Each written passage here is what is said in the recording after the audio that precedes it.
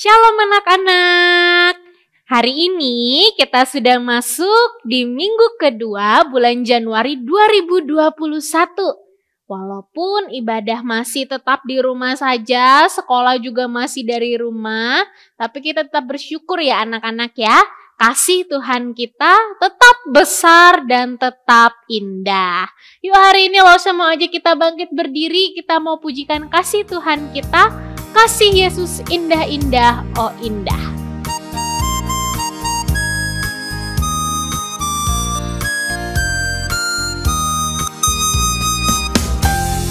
Yesus indah-indah, oh indah. Kasih Yesus indah-indah, oh indah. Kasih Yesus indah-indah, oh indah. Kasih Yesus indah-indah, oh indah. Lebih indah dari pelangi, lebih indah dari bintang di langit, lebih indah dari bunga di taman. Oh Yesusku, lebih indah dari pelangi, lebih indah dari pelangi, lebih indah dari bintang di langit, lebih indah dari bunga di taman. Oh Yesusku. Ya semuanya kita sikap berdoa, kita mau menyerahkan ibadah kita kepada Tuhan. Tuhan Yesus, hari ini kami semua anak-anak-Mu siap untuk beribadah. Tolong kami Tuhan, supaya kami beribadah dengan sungguh-sungguh. Di dalam nama Tuhan Yesus kami berdoa. Amin. Masih dengan tetap bangkit berdiri, kita mau pujikan sebuah pujian yang mengatakan Yesus besertaku. Kita mau daki-daki gunung yang tinggi, turun-turun lembah yang dalam. Kita mau melintasi langit, samudra. Kita mau menyeberangi samudra ya, melintasi ke samudra. Yuk semua yuk, dengan sukacita.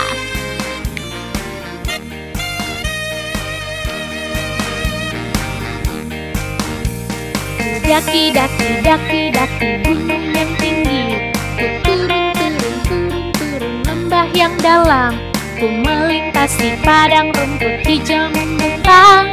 Yesus besertaku. Terbang luar angkasa, ku selam dalam samudra, ku dayung perahu di sungai. Yesus besertaku. Di kanan kau ada, di kiri kau ada, di atas dan di bawah kau ada, di suka kau ada, di duka pun kau ada, karena Engkaulah Yesus. Sekali lagi. Daki gunung yang tinggi, turun lembah yang dalam, ku melintasi padang rumput hijau membentang. Yesus besertaku. Terbang luar angkasa, ku selam dalam samudra, ku dayung perahu di sungai. Yesus besertaku. Di kanan kau ada, di kiri kau ada, di atas dan di bawah kau ada, di suka kau ada, hahaha, di duka pun kau ada, karena Engkau Yesusku. Karena Engkau Yesusku, karena Engkau Yesusku.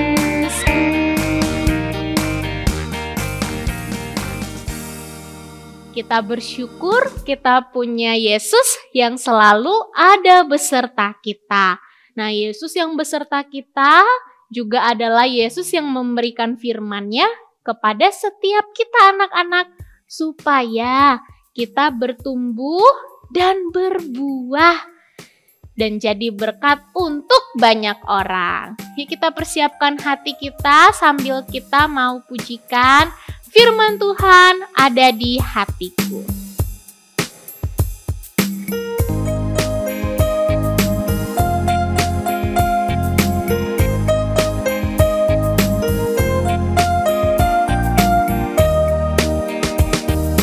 Firman Tuhan ada di hatiku, ada di langkahku, ada di hidupku, dan terus bertumbuh, sirami jiwaku. Berbuah, berbuah, berbuah, berbuah, berbuah, berbuah, berbuah, berbuah. Sekali lagi. Firman Tuhan ada di hatiku, ada di langkahku, ada di hidupku, dan terus bertumbuh, sirami jiwaku. Berbuah, berbuah, berbuah, berbuah, berbuah, berbuah, berbuah, berbuah.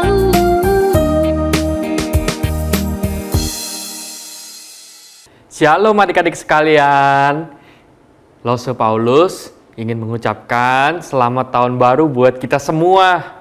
Adik-adik, nggak terasa kita sudah memasuki minggu kedua di dalam tahun 2021. Gimana rasanya adik-adik sekalian? Senang?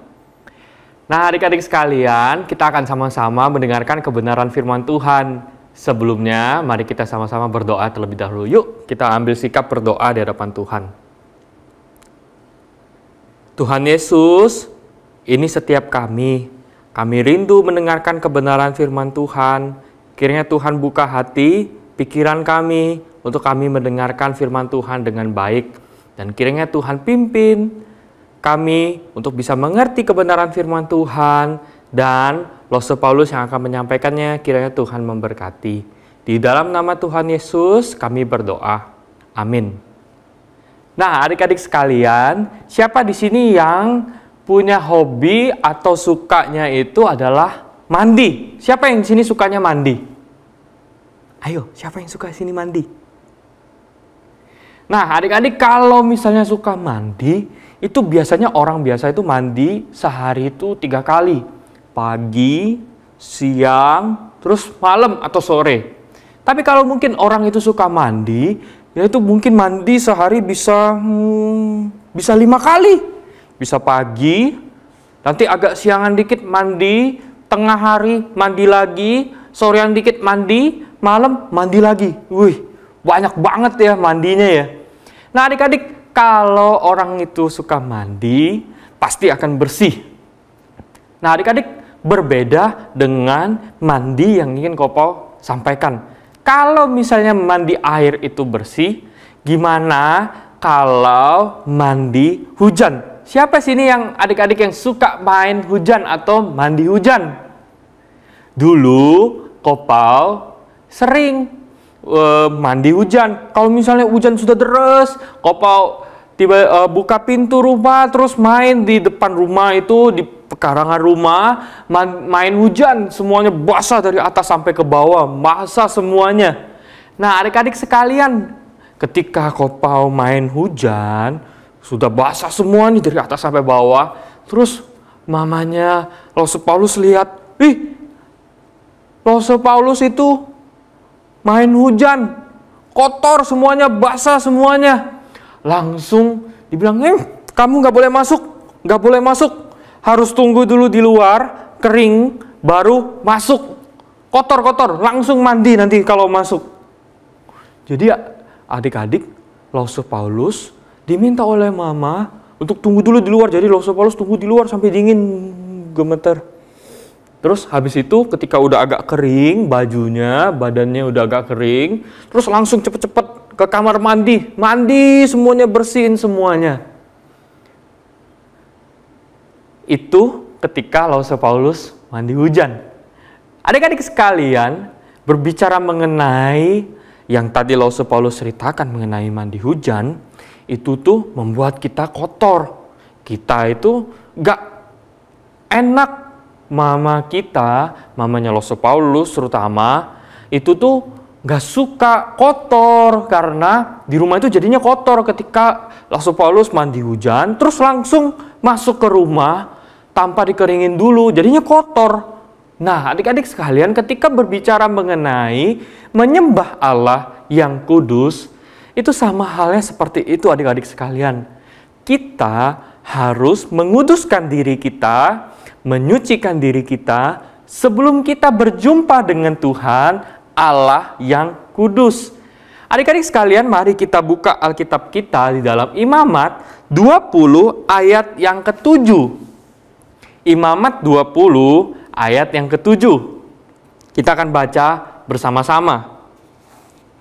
1, 2, 3.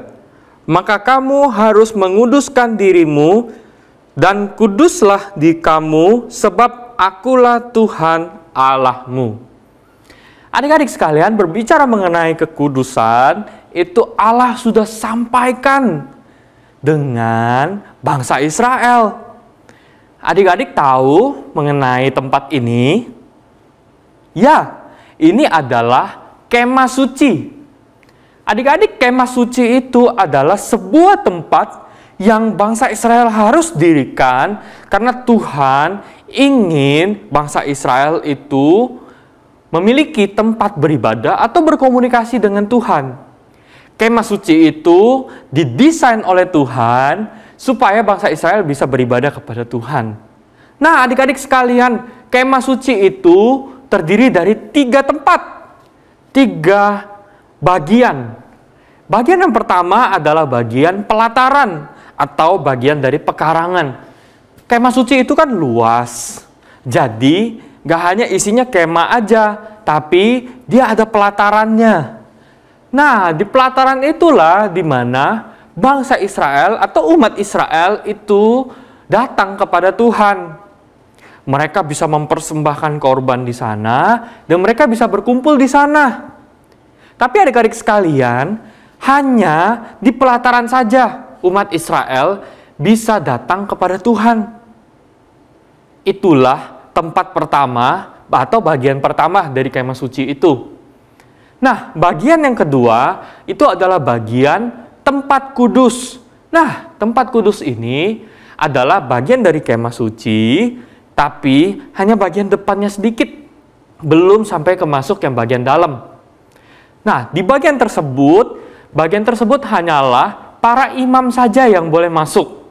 Di dalam sana ada meja emas, 12 roti yang melambangkan bangsa Israel, dan berbagai macam hal lainnya yang ada di sana. Dan tapi itu hanya para imam saja yang boleh masuk. Gak boleh bangsa Israel masuk ke sana. Karena tempat itu dikhususkan untuk para imam. Itu tempat yang kedua. Nah, tempat yang ketiga adalah tempat ruang maha kudus. Adik-adik sekalian, namanya ruang maha kudus, dia itu dipisahkan dengan sebuah tabir atau sebuah tirai yang berat sekali. Tempat itu jadi terpisah. Yang maha kudus dengan yang kudus itu dipisahkan, dibatasi oleh yang namanya tirai. Tirai yang besar, yang berat. Nah, apa isinya dari ruang maha kudus? Itu isinya adalah tabut perjanjian. Nah, siapa saja yang boleh masuk? Adik-adik sekalian, yang boleh masuk hanyalah imam besar. Hanyalah imam besar. Dan yang masuk ke sana itu 1 tahun sekali imam besar masuk ke sana mempersembahkan korban dari darah korban daripada bangsa Israel tersebut, dibawa di sana lalu dioleskan atau dipercikan di atas tabut perjanjian tersebut sebagai apa? Sebagai korban pengampunan dosa dari bangsa Israel. Adik-adik sekalian, ribet ya orang Israel itu beribadah kepada Tuhan. Mereka harus hanya bagian tertentu saja yang boleh. Terus imam-imamnya hanya bagian tertentu saja yang boleh. Ada peraturan ini, ada peraturan itu, ada hal ini, ada hal itu. Ribet ya teman-teman? Benar, ribet sekali. Tapi adik-adik sekalian, Tuhan mendesain semuanya, merancang semuanya, supaya bangsa Israel belajar sesuatu. Adik-adik sekalian, Allah mendesain semuanya karena Allah itu kudus. Dan Allah itu tidak bisa berjumpa dengan dosa. Adik-adik sekalian, segala keribetan yang ada tersebut, segala kesulitan yang ada, Tuhan rancang karena Tuhan itu tidak bisa berjumpa dengan dosa. Tetapi manusia itu, bangsa Israel, sudah jatuh di dalam dosa. Sehingga mereka tidak bisa berjumpa dengan Allah dengan mudah. Tetapi mereka harus menguduskan dirinya terlebih dahulu. Maka mereka mempersembahkan korban melalui para imam kepada Tuhan, sehingga mereka layak untuk beribadah kepada Tuhan. Adik-adik sekalian, kita di dalam kehidupan kita telah mempersembahkan persembahan yang agung, yaitu Tuhan sendiri. Tuhan yang datang ke dalam dunia sebagai domba yang agung. Dia datang oleh karena kasih-Nya kepada kita. Karena kita lihat bangsa Israel itu sulit berjumpa dengan Tuhan, beribadah kepada Tuhan, maka Tuhan itu datang ke dalam dunia. Dia menjadi domba yang agung. Dia mempersembahkan dirinya di atas kayu salib buat setiap kita. Dia mempersembahkan dirinya buat setiap kita, supaya kita kudus, supaya kita layak berjumpa dengan Tuhan. Adik-adik sekalian, Tuhan Yesus menjadi persembahan yang agung, sehingga darahnya, tubuhnya, itu menjadi jalan buat kita berjumpa dengan Tuhan. Kalau adik-adik ingat, di dalam Matius 27 ayat 51, itu ada sebuah kisah ketika Tuhan Yesus disalibkan. Itu ada sebuah kisah di mana tabir bait suci atau tirai bait suci itu terbelah dua dari atas sampai ke bawah. Nah, adik-adik sekalian, kalau adik-adik sekalian ingat, tadi Rasul Paulus sampaikan mengenai kemah suci, itu ada sebuah tabir atau sebuah tirai. Nah, ketika Tuhan Yesus disalibkan, tabir itu terbelah dua. Itu menunjukkan bahwa Tuhan Yesus menjadi jalan untuk kita bisa berjumpa dengan Tuhan melalui Tuhan Yesus. Adik-adik sekalian, itu adalah sebuah kisah yang indah, di mana kita bisa berjumpa dengan Tuhan, Allah yang kudus. Adik-adik sekalian, ketika kita mengetahui semuanya ini, bagaimanakah sikap kita? Bagaimanakah kita seharusnya beribadah kepada Tuhan? Adik-adik sekalian, ada dua hal yang Rasul Paulus ingin sampaikan. Adik-adik sekalian, yang pertama adalah kita harus mempersiapkan hati kita dengan baik. Teman-teman sekalian, kita harus belajar merendahkan diri kita di hadapan Tuhan. Kita tahu kita adalah manusia yang berdosa. Kita tahu kita adalah manusia yang tidak layak berjumpa dengan Tuhan. Tetapi Tuhan melayakkan kita melalui kematian Tuhan Yesus di atas kayu salib. Maka itu kita harus ingat di dalam otak kita. Kita harus mengakui dosa kita di hadapan Tuhan ketika kita memulai ibadah kepada Tuhan. Sehingga ibadah itu bukan main-main, adik-adik sekalian. Ibadah itu kita harus jalani dengan kudus di hadapan Tuhan. Kita harus mengakui setiap dosa kita sebelum kita beribadah kepada Tuhan. Itu adalah sikap pertama yang harus adik-adik ingat. Yang kedua, adik-adik harus serius di hadapan Tuhan.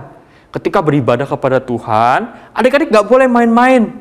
Gak boleh sambil tidur-tiduran, tidak boleh sampai makan, tidak boleh sampai apa? Mungkin ngobrol sama sus, atau mungkin main game. Aku main game, nanti pas firman Tuhan, tapi pas pujian aku sukacita, aku menyanyi. Gak boleh adik-adik. Kita harus serius mengikuti ibadah dari awal sampai akhir dengan sikap hati yang baik. Tidak boleh main-main, tidak boleh sembarangan. Adik-adik sekalian, dua sikap inilah yang kita harus ingat ketika kita beribadah kepada Tuhan. Allah adalah Allah yang kudus. Ketika kita beribadah kepada Tuhan, maka kita harus beribadah dengan sikap yang kudus, dengan sikap yang baik, dengan tindakan yang baik, dengan kita mengakui dosa terlebih dahulu sebelum kita beribadah kepada Tuhan. Mari adik-adik sekalian, kita membacakan kembali Imamat 20 ayat yang ke-7. Kita baca bersama-sama ya. 1, 2, 3. Maka kamu harus menguduskan dirimu dan kuduslah kamu, sebab akulah Tuhan Allahmu. Kita ayat hafalan yuk dari Imamat 20 ayat yang ke-7.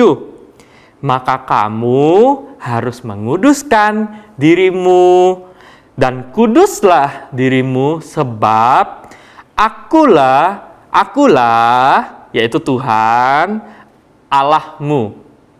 Kita ulangi sekali lagi ya.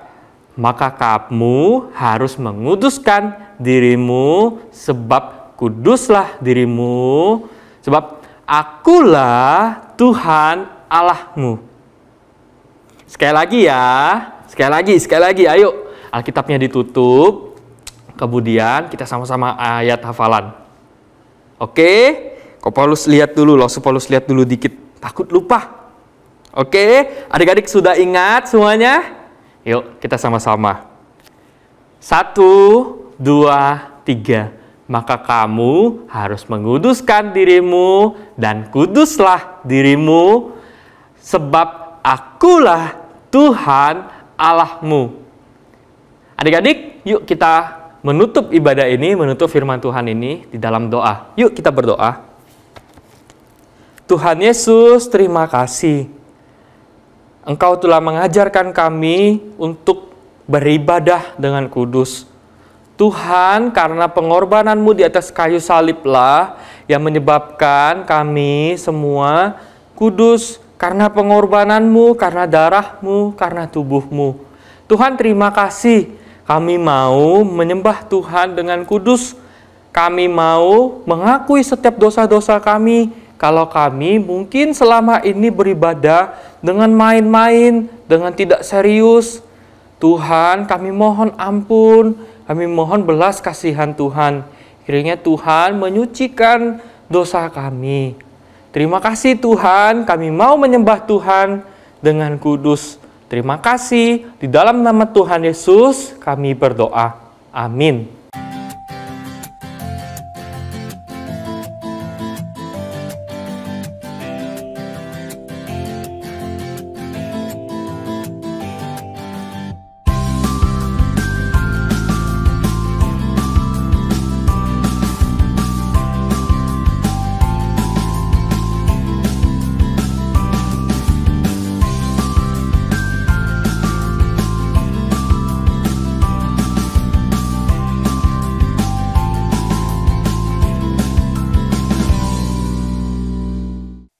Sekarang kita mau berikan persembahan yang terbaik untuk Tuhan kita. Sambil mempersiapkan persembahan, yuk kita mau angkat sebuah pujian yang mengatakan, beri syukur, berilah syukur, beri syukur. Susah ataupun senang, selalu mengucap syukur.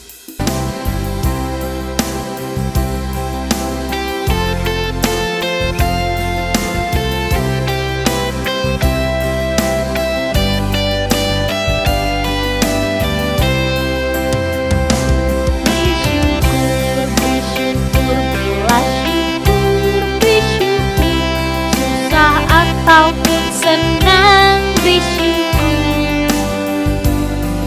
Panjatkan doa